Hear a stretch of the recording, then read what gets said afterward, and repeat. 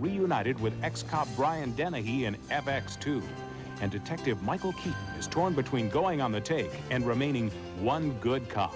It's all coming up next on Siskel and Ebert.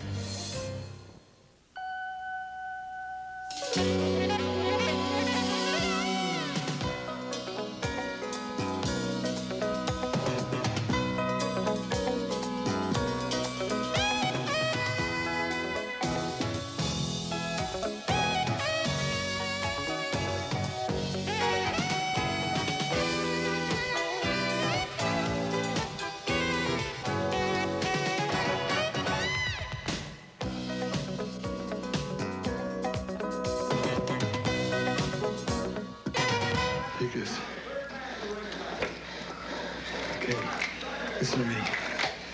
You go out there. I'll take a 2 count, and I'm right behind you. That's Michael Keaton as a beleaguered police detective in the drama One Good Cop, one of the new movies we'll be reviewing this week on Siskel and Ebert, along with a look at the newly reconstructed revival of Spartacus with Kirk Douglas. I'm Gene Siskel of the Chicago Tribune. And I'm Roger Ebert of the Chicago Sun-Times. Our first movie is named One Good Cop, but a good cop is the one thing the hero of this movie is not. And the screenplay's attempts to make him seem like one are a torturous exercise in double talk. The movie stars Michael Keaton and Anthony LaPaglia as partners on the New York police force. They're called into a hostage situation. A dopehead has threatened to kill his wife and children, and that drives LaPaglia crazy because he has lost his own wife and is raising 3 daughters by himself. That's his wife. He's been pulling her around back and forth, sticking that cannon in her face. She's scared to death. It's always the wife that gets the worst of it. The partner rushes the druggie and is shot dead, and the main story in the movie involves a decision by Keaton and his wife, played by Rene Russo, to try to adopt the 3 orphan kids and raise them as their own. Aunt Rita? Aunt Rita's not here right now. I was just looking for some shoes under there. We forgot to say goodnight to you, Uncle Artie. Oh. As part of his job, Keaton confronts a local drug dealer who he knows is making thousands of dollars a day selling dope to people exactly like the man who killed his partner. Oh, look at me as your personal policeman, all right? From now on, whenever you turn around, I'll be right there. Then Keaton makes a deliberate decision to become an outlaw by stealing 200 grand from the drug dealer, giving some of it to a local mission, and using the rest to buy a nice family home in the Bronx so they'll have a big enough place to raise the kids. Now, let me ask you something, man. You think it's fair some low-life dirtbag has millions of dollars when other people can't put a roof over their heads? The drug dealer figures out who stole his money and strikes back, leading to the big violent scene at the end of the film with Keaton and an undercover cop, played by Rachel Ticotin, shooting it out with the dope dealers. Look what this pig did to me! He's loose!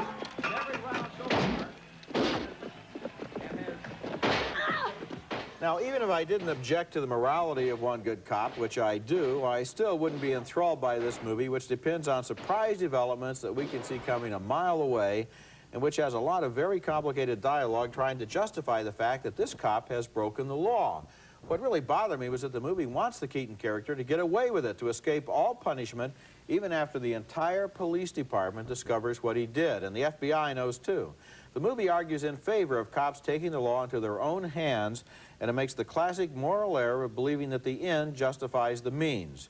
If people really believe that, we wouldn't have much of a civilization left. I'll take the film on a more pedestrian level. I mean, I think that it just starts to plead so that it's grabbing you by the lapels and saying, cops have it awful, they have a tough life, and look what happens. And he has to take into the family these 3 kids, and one of them has diabetes and all this sort of stuff. I mean, they really lay it on thick. And my response is, number one, I already knew that cops have it tough.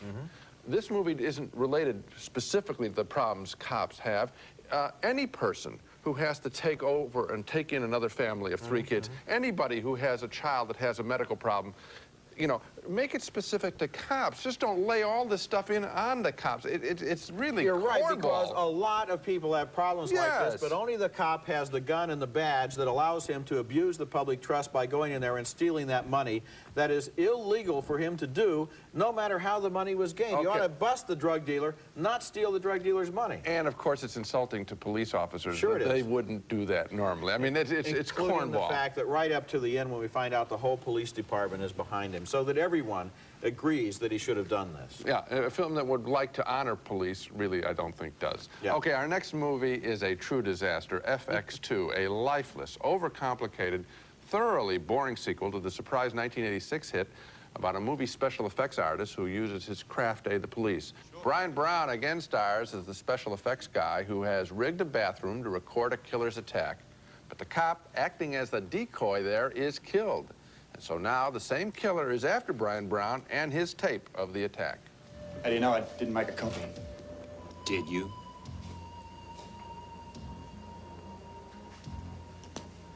No, I wish I had.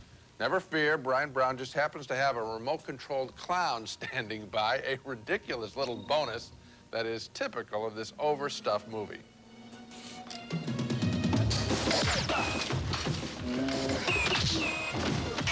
Later on, the killer is chasing Brown and his girlfriend, again played by Rachel Tickerton, and her son through a supermarket. What to do? No problem for a special effects guy. Just light up a few cans of deadly baked beans.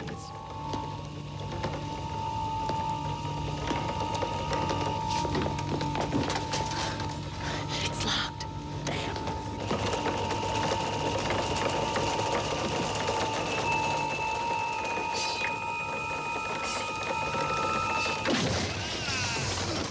Oh, on this job, you get to see it all. I mean, now, what's the theory there? That the beans are just going to scare him? I mean, they're not going to kill him, right? Because he bounces right They're back going to up. distract him while the woman and her child try to race out of the supermarket. How but about just unfortunately, yelling, the doors are locked. How about yelling, the store is closing in 5 minutes? I think that would distract him. There is a plot, however, to this mess of special effects involving a crooked cop and some drug dealers, but ultimately what FX2 is about, as you can see from these clips, is deception of the characters and of us in the audience, so that the moment you think something has happened, it really hasn't. And the filmmakers could say, fooled you. Well, that gets annoying very quickly, like a little kid with a cheap magic trick he keeps performing over and over and over. You know, as I was watching this movie, I realized it fell into the category of what I call the "but what about" movie. You know, like, but what about this? But what about that? Because every single thing that happened raised logical questions that the movie had no answer for. For example, Gene, just at random, I don't know how many helicopter flights you've taken. One. One. Did you check out the pilot before you got in? Would you have noticed if it was Bozo the clown?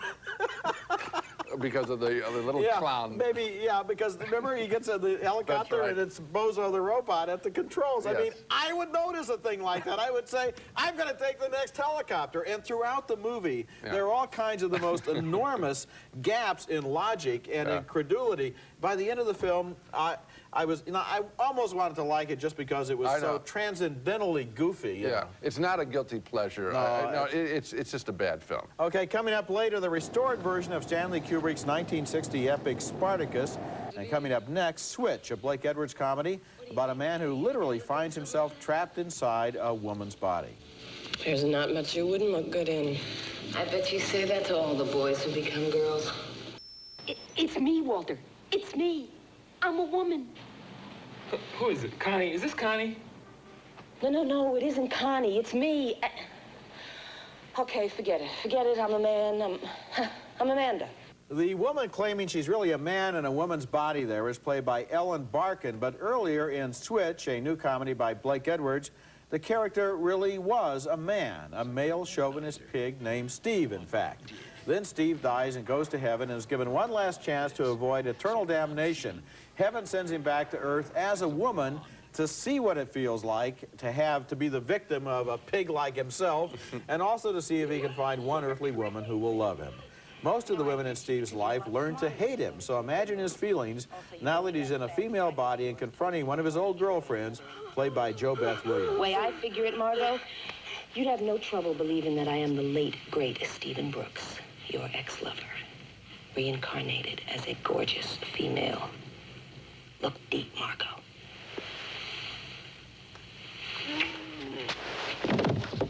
Here's a really tricky scene. Barkin is drinking with Jimmy Smits, who was her best friend when she was a man.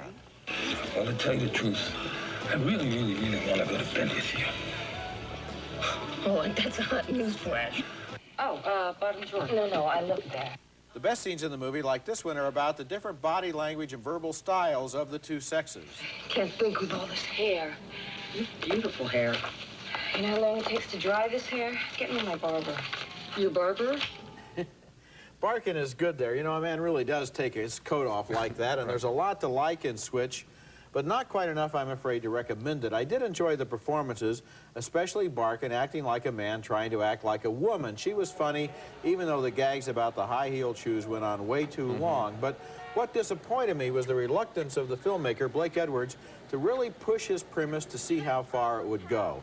He's always leading us up to a shocking or scandalous situation, only to weasel out of it. For example, when the former man makes love to his or her old pal, for example, Edwards is careful to explain that they were both drunk and didn't know what they were doing. But if a scene like that had been played straight so that the former male inside a female body knows what he's doing, it could have had limitless complications, not only philosophically, but comically. Switch is a good idea, and I wish Edwards had gone all the way with it. Well, I would have liked that, too. I think that the film takes us up to those encounters, at which point we can race ahead in our minds and feel some of the conflicting things that are set up in a situation like that. So I don't think you're being a little too tough. The other thing is, I think Ellen Barkin's performance is not just good. I think it's really spectacular.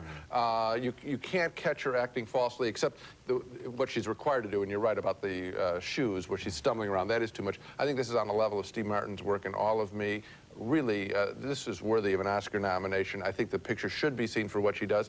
And I got into some of the issues, even though, as you said, it could have gone tougher. Yeah, but he's always hedging his bets. For example, I wanted to see that stuff. I'm with you in that. There's the scene where the man inside the woman's body is approached by a lesbian. Right. But as his friend explains to him, the reason you weren't turned on is that you're homophobic. And so even though you always were attracted to this woman, now that you realize she's a lesbian, you can't... I know what you're saying. You know, and that isn't... you see, when you do that, it's just it's an excuse to avoid what could have really come out of that situation involving sexual identity. I think, though, that the way you describe it, and you can even remember it, I think indicates that the issue was brought home to you. Not as fully as you want. I can remember it because the issue wasn't brought home to me. That's what I can remember. Coming up next, Spartacus, the 1960 epic winner of 4 Academy Awards. It's been restored, but is it worth seeing again? They will fight now for me. Here. And to the death. Spartacus.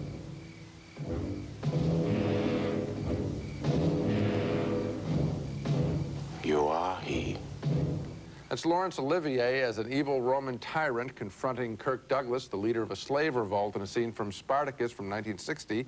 And along with Lawrence of Arabia, Spartacus is considered a thinking man's epic film, the story of a Roman slave played by Douglas who wants freedom for his brothers in bondage.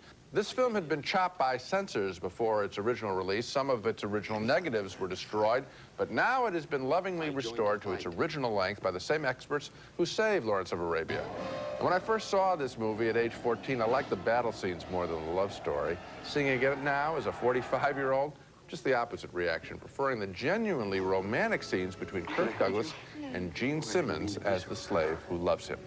Why don't you kiss me? This is the first time I was ever going to have a baby.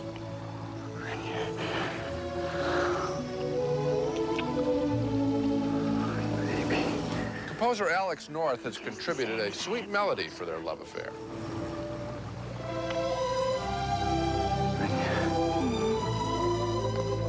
Also most entertaining, Peter Ustinov, an Oscar winner for his supporting performance as the droll, conniving slave dealer who buys Spartacus.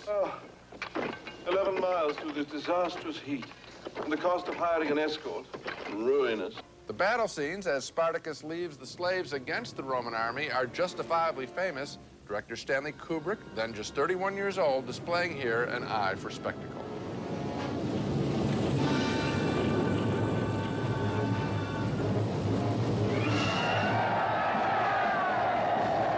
One controversial scene that was cut from the original release of the movie and is now restored is the infamous oysters and snails scene with the bisexual Roman nobleman Crassus, Laurence Olivier, inquiring about the sexual preferences of a slave played by Tony Curtis.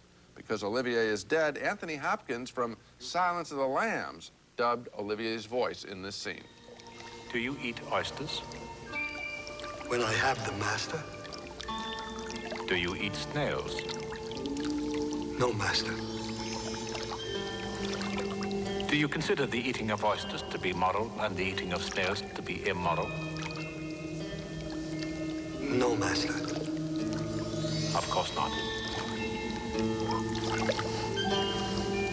It is all a matter of taste, isn't it?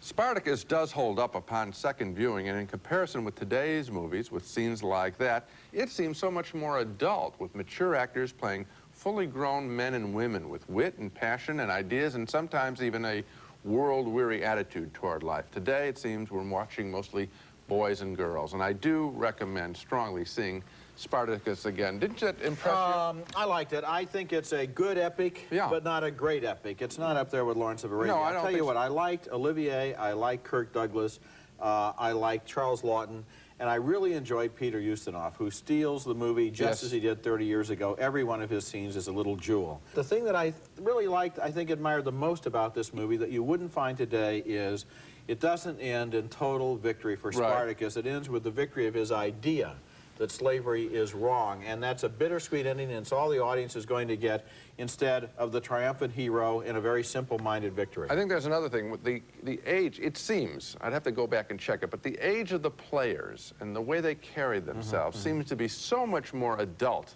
than today. Today, it would be cast with young, you know, it'd be young, vigorous, Sylvester Stallone, Arnold Schwarzenegger, battle of death, and that sort of thing, and it would seem more of a kid show than an adult show. I was happy to see it again. When we come back, Drowning by Numbers, a very odd film by the director of The Cook, the Thief, his wife, and her lover. You're under investigation.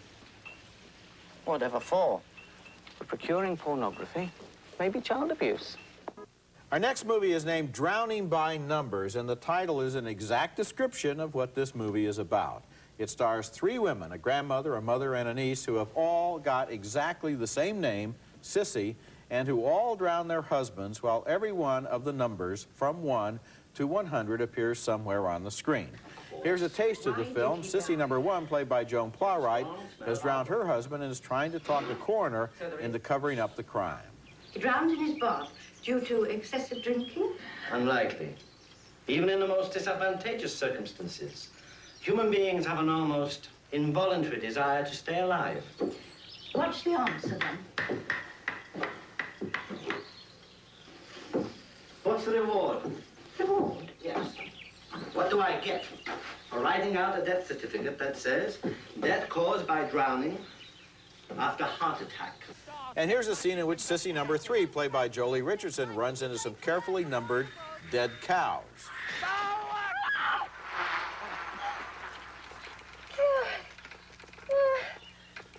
Oh, cows.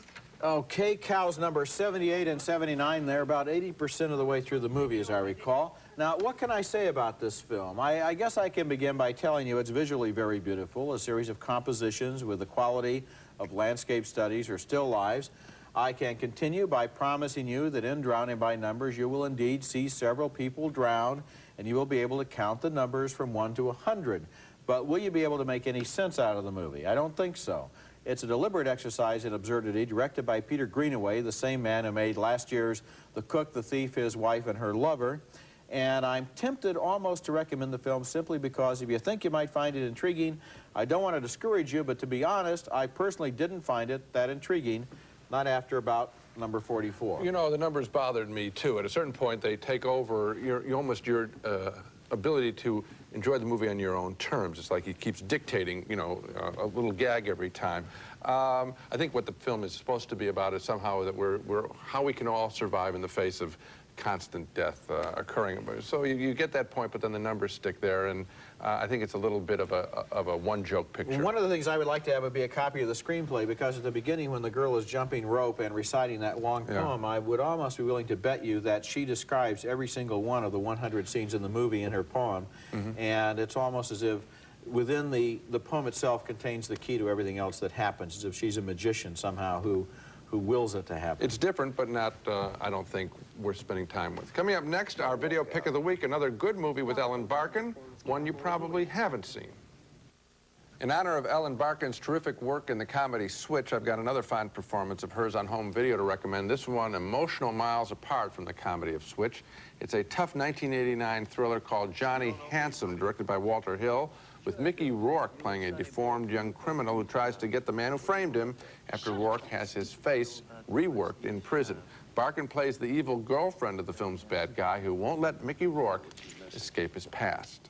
She is pure evil in this film, deliciously so, and her increasing popularity now is another reason to recommend Johnny Handsome, a terrific, raunchy throwback to the tough B films of the 40s and one of the most underappreciated movies of recent years. You might want to check this one out on home video. Now let's recap the movies we reviewed on this show. 2 thumbs down for One Good Cop with Michael Keaton in a totally misguided attempt to honor the tough work policemen do. 2 more thumbs down, way down, for FX2, a brainless sequel full of annoying gadgets. A split vote on Blake Edwards' Switch, the sex change comedy with Ellen Barkin. Roger wished that the film had gone farther in its sexual exploration. I thought that Barkin's performance was more than enough to recommend the movie. We both recommend you take another look, however, at Spartacus, the Roman slave epic that has been restored. It's opening at theaters around the country.